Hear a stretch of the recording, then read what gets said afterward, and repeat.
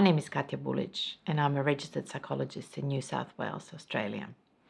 Given what's happening in today's world and with the coronavirus, my friend Richard Bully, the photographer behind the lens, and I thought about how we can create something that's going to be useful and relevant for the current times.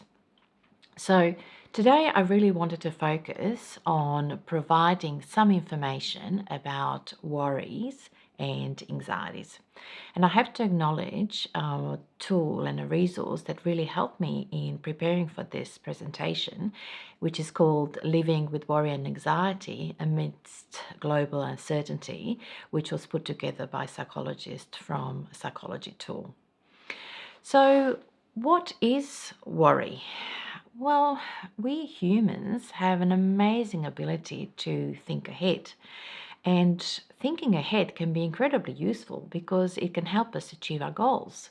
So, when we think ahead, we can anticipate any problems or challenges that we might face.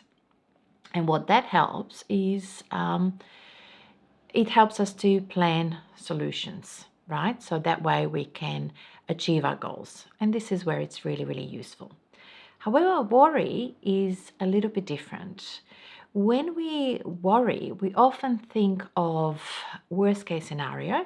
It can be quite excessive and it can also leave us feeling quite apprehensive and anxious.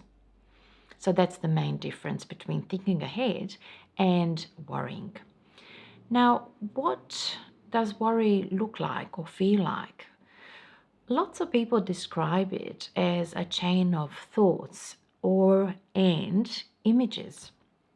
So, for example, if I had a sore throat and woke up with a sore throat tomorrow, my chain of thought might look like this.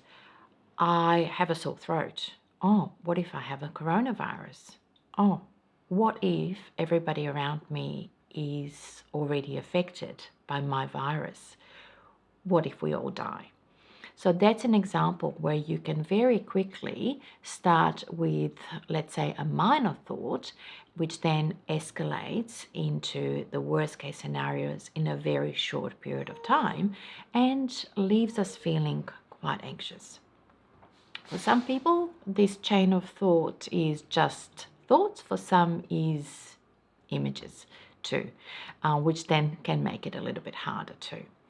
Now, people describe it as often uncontrollable. So worrying thoughts as having a life of its own.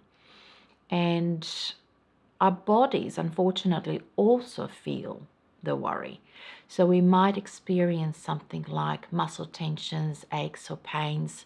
We might be feeling fatigued more than usual. We might have difficulties concentrating. We might feel restless, and we also might feel some sleep disturbances. So we don't sleep the way we used to sleep, and we can't really pinpoint why that's the case. Now, anything can trigger a worrying thought.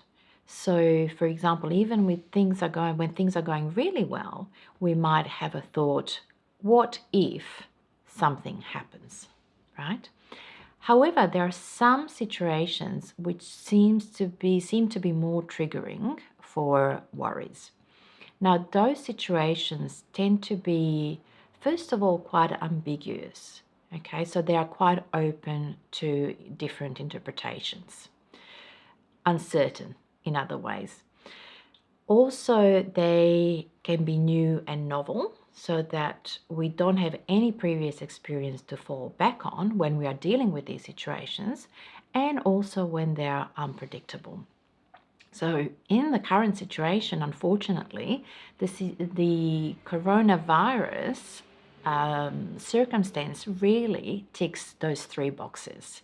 And this is why it can be really triggering for a lot of people.